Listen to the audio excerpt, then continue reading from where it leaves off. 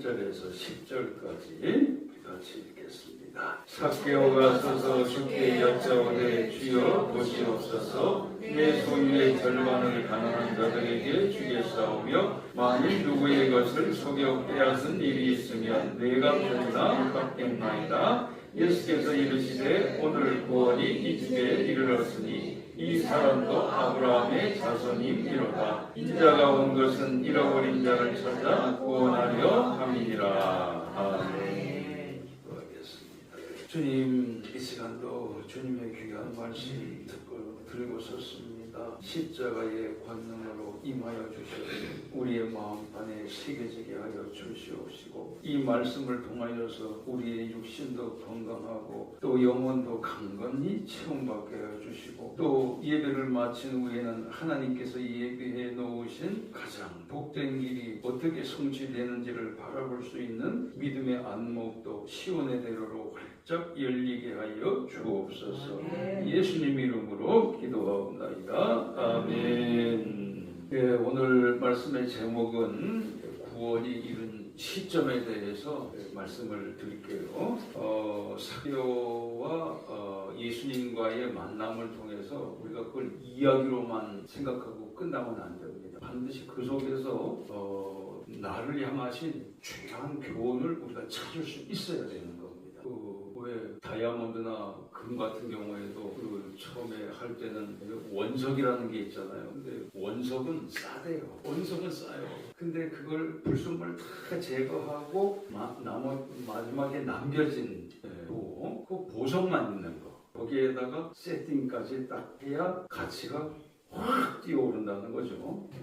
자, 이제 원석을 두들겨서 깨기 시작해 보겠습니다. 예수님께서 이 말씀을 언제 하셨냐면은 3년 반의 사역의 제일 마지막 해에 이걸 하셨어요. 삭개오와의 만남이 이루어졌어요. 그래서 북쪽 갈릴리에서 이제 남쪽 유다, 예루살렘에 있는 유다까지 예수님께서 몇 번 순회하셨겠습니까? 적어도 3번 순회하신 거죠. 왜냐하면 이스라엘 유대인 남자들은 1년에 3번 성전에서 하나님 앞에 보여야 되니까 예수님께서 거기에 맞게 일정을 그렇게 하신 겁니다. 이제 3년 차가 됐어요. 자, 갈릴리에서 여리고로 가려면 동쪽으로 갔다가 다시 남쪽으로 내려와야 되는 겁니다. 그리고 여리고가 있고 그 다음에 예루살렘이 있어요. 자, 본래 이스라엘 민족은 예루살렘으로 바로 가고 싶었지만 에돔 족속이 막아가지고 남쪽으로 못 들어갔어요. 그래서 우회해서 여리고를 통해서 들어가게 된 거죠. 여리고는 해저입니다. 해저. 바다보다 낮은 지대, 저지대예요. 해저 450m입니다. 해저. 그래서 성경에 보면 우리가 좀 이상하게 의문이 생기는 게 있어요. 그게 뭐냐면 모세가 가나안 땅에 들어갈 때 여리고를 들어갈 때 여리고를 내려다봤거든요. 근데 뭐라고 돼 있냐면 모압 평지에서 내려다봤다 그랬어요. 이상하잖아요. 평지인데 어떻게 내려다봅니까? 그건 뭐냐면 여리고가 낮기 때문에 그런 거죠. 낮 때문에. 그러니까 여리고에서 볼 때는 모압 평지는 평지가 아닌 거죠. 산지가 돼버리는 거죠. 그때는. 그래서 정확히 말씀드리면 모세가 바라본 그 위치가 느보산으로도 나와 있고 비스가 산으로도 나와 있습니다. 어떤 게 진짜냐? 진짜고 가짜고 할 게 없어요. 비스가는 정상을 뜻하는 겁니다. 그래서 느보산, 비스가 정상이에요. 설악산, 대천봉, 한라산, 백록당 이렇게 되는 겁니다. 그 다음에 여리고에서 예루살렘으로 올라가는 길은 해발 750m예요. 그러면 다 합치면 1200m에 이르는 가파른 길입니다. 그러니까 예수님께서 선한 사마리아인의 비유를 하실 때도 뭐라고 말씀하셨어요? 제일 험한 곳을 예수님께서 딱 정하신 거죠. 바로 예루살렘에서 여리고로 내려가는 길에서 강도를 만났다고 돼 있잖아요. 그러니까 예루살렘 성사람이 그냥 잘 사는 사람이거든요. 잘 사는 사람이 내려가다가 강도를 만나. 여리고는 예전에는 영화로웠지만 성이 무너지고 난 다음에는 다시 재건되지 못했어요. 왜 재건되지 못했을까요? 여호수아가 재건하면 저주받을 거라고 했는데 그게 무려 450여 년 지나가지고 어떤 사람이 여리고성을 재건하려다가 장남도 죽고 막내도 잃었어요. 재건되지 못했습니다. 그러나 위치상으로는 여전히 동서남북의 길목에 딱 자리 잡고 있는 곳이 돼가지고 위치상으로는 천하의 요충지가 되었던 겁니다. 그러니까 예수님께서 여리고에서 여리고로 들어가시면서 이렇게 삭개오와 마주치게 된 거죠. 근데 그 내용을 보면 뭐라고 되어 있냐면 삭개오는 세리 중에서도 더 부자인 세리장이라 그랬어요. 세리장이고 저는 부자라. 그런데 전국적인 명성을 갖고 활동하시는 예수님이 지나가신다는 얘기를 듣고 갔더니 수많은 인파로 인해 가지고 자기는 더군다나 키가 작아서 볼 수가 없었어요. 그러니까 다른 사람보다 예수님 일행보다 앞질러 가가지고 뽕나무 위에 올라간 거죠. 옛날에는 뽕나무라 그랬는데 성경에서 그 뽕나무 우리가 아는 뽕나무가 아니라고 해가지고 그걸 돌무화과라고 바꿨어요. 돌무화과라고.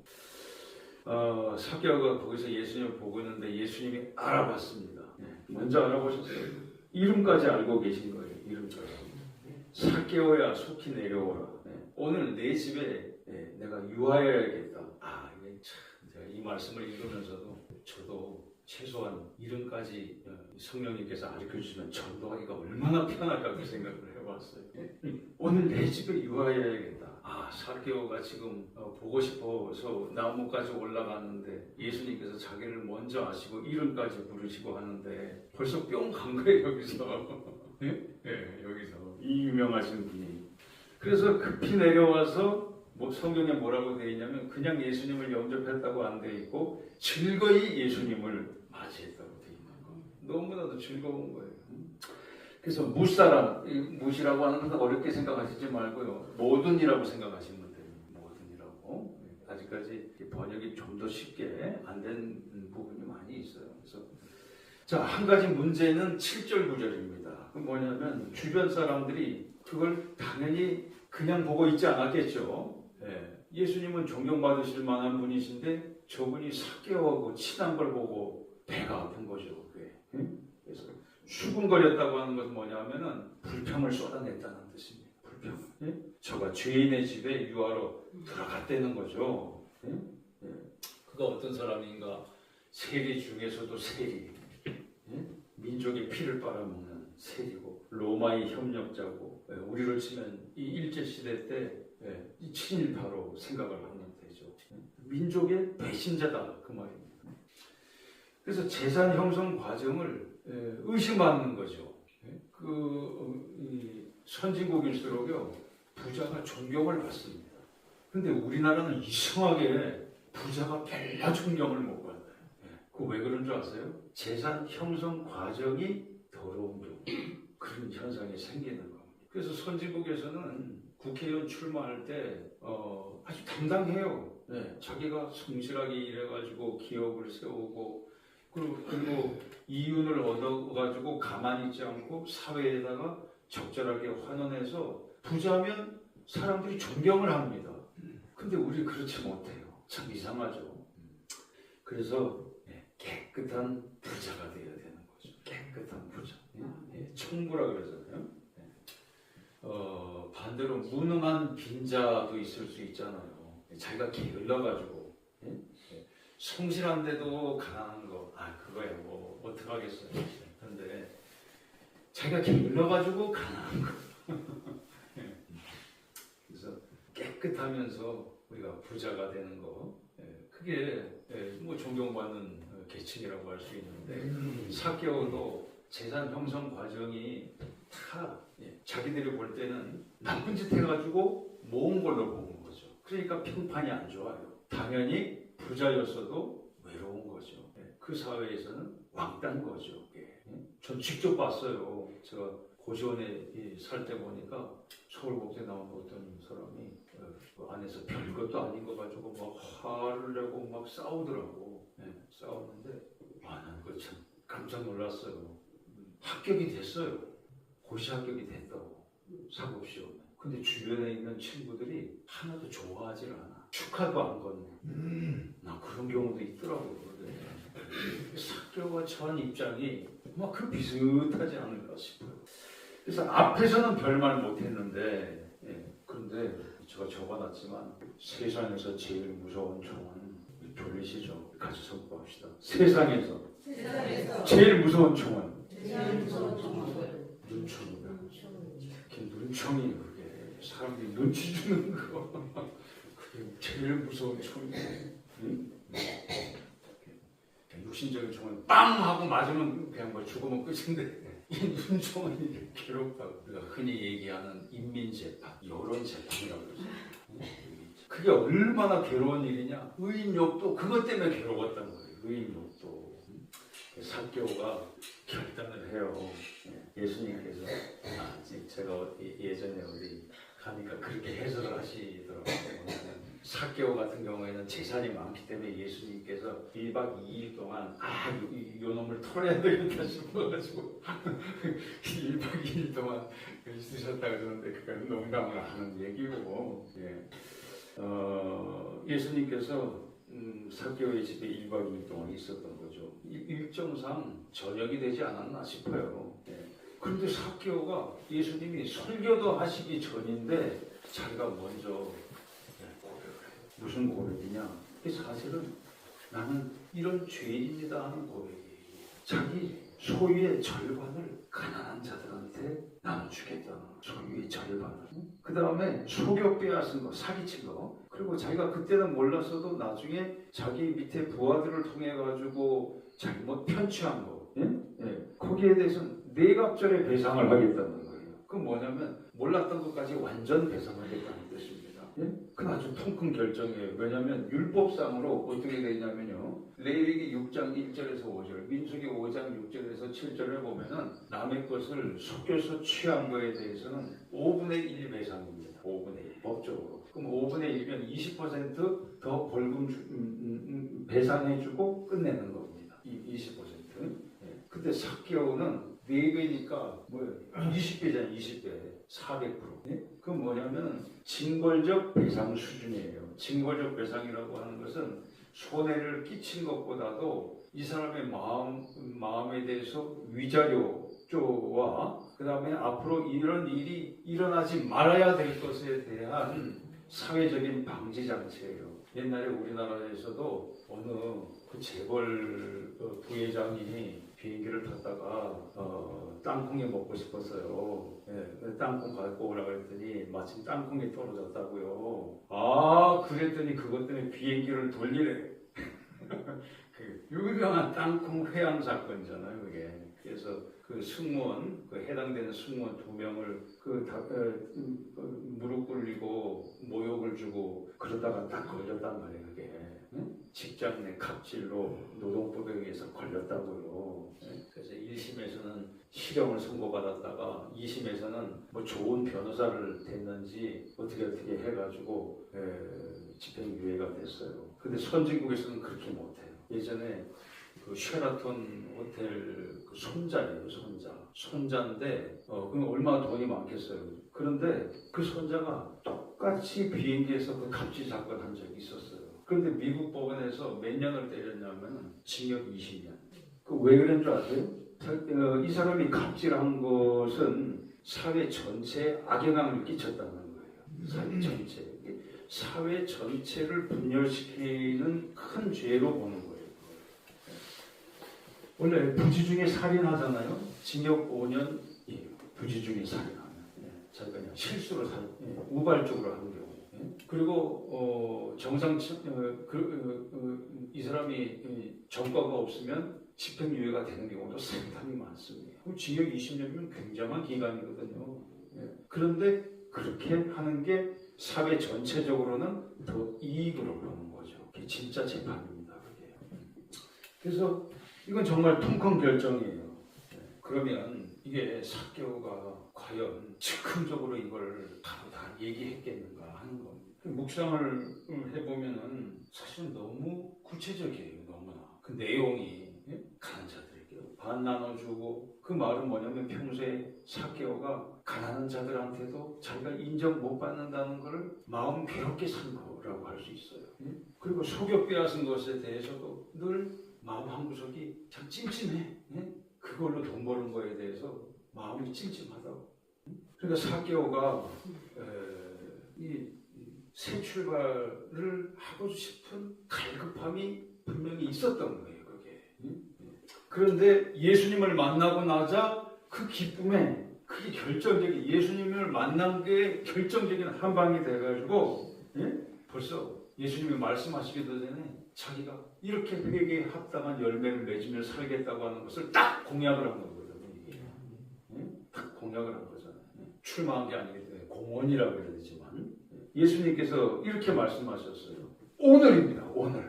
오늘 지금 구원이 이 집에 일어났다 그랬어요. 그래서 구원이 이른 시점에 대해서 말씀을 드리려고 하는 겁니다. 구원이 이루어지는 과정은 뭐냐면요. 구원이 이루어지는 과정은 선택과 집중과 요구예요. 뭐냐? 예수님께서 선택하셨잖아요. 그 다음에 거기에 대해서 사개오가 집중을 하고 착한 공약을 걸잖아요. 그 다음에 세 번째, 예수님께서 이렇게 인정을 할 때 구원을 받은 거죠. 예수님께서 인증을 해 주어야, 그래야 구원받는 거죠. 우리가. 그걸 열매라고 이야기합니다. 그러나 중요한 건 뭐냐면 사개오가 갈급한 궁금증을 갖고 즉시 순종한 여기에가 출발점이 되는 거죠. 그래서 예수님께서 이 사람도 아브라함의 자손이기 때문이라고 말씀하셨어요. 그건 뭐냐면 사개오도 유대인이니까 육신의 자손이었죠. 근데 육신으로서 구원받는 게 아니니까 육신이 아니라 믿음을 기준으로 해서 구원받는 거니까 혈통이 아니고 믿음을 기준으로 사개오도 이제 그 믿음이 부합한다는 뜻이에요. 이제부터 사개오는 진짜 인생이 된 겁니다. 진짜 인생. 그래서 사개오와 예수님의 만남에서 제일 중요하게 봐야 될 부분이 뭐냐면 사개오가 즉시로 그 은혜를 자기 입술로 고백한 바로 그 내용입니다. 데살로니가전서 5장 16절에서 18절까지는 성도님께서 잘 아시잖아요. 항상 기뻐하라, 쉬지 말고 기도하라, 범사에 감사하라, 이런 너희들을 향하신 하나님의 뜻이니라. 그 다음 것도 상당히 중요합니다. 그 다음 건 성령을 소멸하지 말고 예언을 멸시치 말고 범사의 악을 모양이라도 버리라. 그렇게 말씀하잖아요. 은혜 받은 즉시로 그것을 사개오가 고백한 거. 그걸 예수님께서 그렇게 기쁘게 보신 거예요. 그 다음에 그걸 우리가 어떻게 확인할 수 있냐면요. 예수님께서 사개오의 집에서 하신 설교가 뭐냐면 이 문화의 비유를 하신 거예요. 문화의 비유. 뭐하고 똑같죠? 달란트의 비유하고 구조가 똑같아요. 그죠? 단지 단위가 좀 틀리죠. 문화는 3개월치 아주 건장한 장정이 벌 수 있는 월급을 말하는 거거든요. 한 문화가. 그러니까 그것은 달란트는 좀 더 가치가 높아요. 금 한 달란트면 어마어마한 금액입니다. 14억이나 되는 금액. 그런데 문화로 바꾼 것은 그만큼 듣는 대상이 서민들이 많은 것을 우리가 이해해 볼 수가 있는 겁니다. 문화의 비유를 통해서 보면은 착하고 충성된 종하고 악하고 게으른 종하고 차이가 어디에서부터 나는 거죠? 착하고 충성되는 즉시로 행동한 겁니다. 즉시로. 받은 즉시로 그 은혜를 종잣돈 삼아서 바로 장사를 한 거예요. 그래서 2배 이상 남기는 성과를 거둔 겁니다. 악하고 게으른 종은 그 특징이 뭐냐 하면은 즉시로 행한 게 아니고 자기한테 책임 돌아올 것만 회피하려고 애를 쓴 거죠. 땅에 묻었어요. 돌아오면 그냥 그대로 죽겠다는 거죠. 그게 귀차니즘이에요. 그게. 그런데 돌아와서 보니까 그 책임이 더 컸다고 하는 것을 예수님께서 말씀하신 겁니다. 그래서 예수님께서 말씀하세요. 인자가 온 것은 잃어버린 자를 찾아 구원하려 함이니라 그랬습니다. 사개오는 즉시 순종 한 번으로 인생을 역전했어요. 그런 거 보면 누가 은혜를 잘 받느냐, 통 크고 시원시원한 사람이 은혜를 잘 받는 거예요.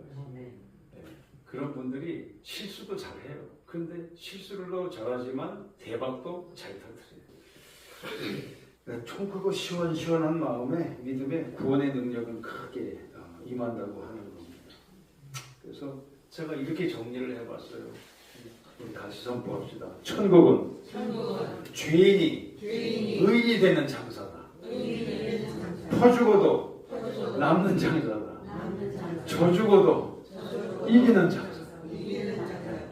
삭개오가 자기 절반 내놓으면 자기 재산 절반으로 줄어들었어. 또 소유 빼앗은 거 400%, 4배로 갚으면 더 줄어든단 말이에요. 삭개오가 택한 건 뭐냐? 가난한 자의 이웃이 되는 거. 그 다음에 자기 때문에 상처받은 사람이 치유되는 거. 그리고 예수님을 따라 영광길 가는 거. 그 삭개오가 생각한 은혜였었어요. 그래서 천국은 들어갈 때는 좁습니다. 들어갈 때는 좁은데 들어가면 무한히 넓은 것입니다. 오늘 말씀의 결론은 뭐냐면 삭개오가 칭찬받은 이유 한 가지를 우리가 알자 이겁니다. 칭찬받은 이유 하나는 뭐냐면 은혜를 받고 땅에다 묵히지 않고 즉시 순종으로 그걸 들려주는 데 있습니다. 삭개오는 천국을 바라볼 수 있게 되었습니다. 그 전까지는 좋은 세상 가운데서도 결코 좋게 살지 못했어요. 가진 게 많아도 사람이 하루에 30개를 먹을 겁니까? 신발을 신으면 몇 켤레를 갖다 신을 겁니까? 사람들이 사는 씀씀이가 기본적으로 생각하면 다 거기서 거기에요. 이제 은퇴를 앞두고 계신 분들이 하는 얘기가 뭐냐면 제 친구들도 있거든요. 근데 친구들 중에서는 많이 버는 친구들도 있고 적게 버는 친구들도 있어요. 그런데 공통적으로 하는 말이 있어요. 많이 버는 친구도 자기가 돈 쓸 일이 별로 없다는 거예요. 그래 너 많이 벌었으니까 집에 들어갈 때 좀 비싼 택시 잡아주려고 택시를 잡아주는데 좀 비싼 택시가 있잖아요. 전 몰랐어요. 택시면 다 똑같은 줄 알았더니 더 비싼 택시가 있더라고요. 비싼 택시를 잡아줬더니 손사래를 치는 거예요. 왜냐면 원체 검소하게 살았으니까. 부자가 됐어도 비싼 택시를 안 타더라고요. 그냥 평범한 택시를 타려고. 맞아요. 우리가 이 길을 검소하게 사는 게 건강의 비결이고요. 그러면 실제적으로 우리가 살아갈 때 그게 돈 쓸 일이 많지 않을 수 있죠. 기본적으로만 산다고 생각하면 삭개오는 그걸 더 큰 선택을 한 게 틀림없습니다. 즉시 순종으로 비교할 수 없는 영광길로 진짜 부자가 되시기를 전진하시기를 주님의 이름으로 축원합니다. 제가 100번의 방벽을 쳐놓고 말씀을 전합니다. 설교를 통해서 그 다음에 여기 찬송을 통해 가지고 설교 때 주무실 분들에 대해서 찬송 하나만 갖고도 웬만큼 아실 수 있게. 그 다음 주에 그 요약을 또 하잖아요. 또 요약을 한 걸 앞으로 또 올릴 거잖아요. 그럼 제가 방벽을 많이 치는 거잖아요. 그럼 제가 게으른 종은 아니지.